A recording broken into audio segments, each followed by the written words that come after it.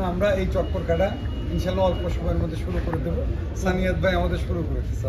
ভাই একটা জিনিস জানতে চাই, যেহেতু আপনি আসলে বেশ কিছুদিন ধরে এই ইন্ডাস্ট্রিতে আসলে ডিস্ট্রিবিউশন নিয়ে বা সিনেমার প্রচার নিয়ে কাজ করে যাচ্ছেন, সেখান থেকে চক্করের ফিল্ড রিসার্চ বলি বা চক্কর নিয়ে আসলে সেই জায়গায় কেমন দেখছেন বা এখন পর্যন্ত কি মনে হচ্ছে? তো এবারের ঈদে তো অনেকগুলো ছবি রিলিজ হয়েছে এবং সবগুলোই ভালো করছে, সো আমরাও ভালো করছি। কিন্তু আমরা তো জানি যে আমাদের দেশের সিনেমা হলের সংখ্যা লিমিটেড। 70 সালে 71 সালে ছিল 1200 হল, এখন আছে 150 হল,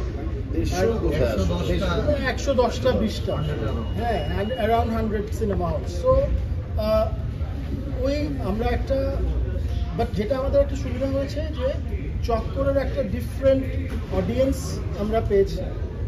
আমার মনে হচ্ছে যে এবারের ঈদে মানে এবারের ঈদের প্ল্যাটারটা খুব ভালো, মানে কাচ্চি বিরিয়ানিও আছে, আবার জাপানি সুশিও আছে, মানে চটপটিও আছে। হ্যাঁ, তো এবারের ঈদে সবই আছে। তো দর্শক আসলে সবই একটু একটু করে খাবে। আমরা যেরকম সব খাবার পছন্দ করি ওরাও খাবে। সো বিরিয়ানি শেষ হলে চটপটি খাওয়ার সময় আসলে চটপটিও খাবে। সো আমাদেরকে এখন থেকে কোরবানি ঈদের আগ পর্যন্ত আমাদের কাছে প্রায় 2.5 মাস আছে।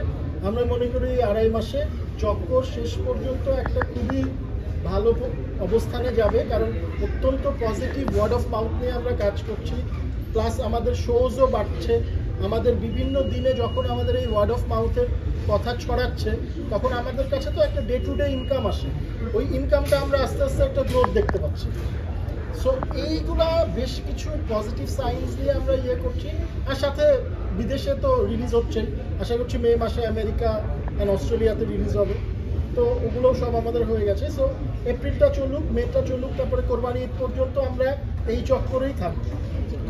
এই জায়গাটা একটু বলছিলেন যে বিরিয়ানিও খাবে চটপটিও খাবে, কিন্তু আমরা দেখছি যে মানে বিশেষ করে মাল্টিপ্লেক্সগুলোতে শোয়ের জায়গাটায় দেখা গেছে যে হাতে গোনা কয়েকটা সিনেমার টানা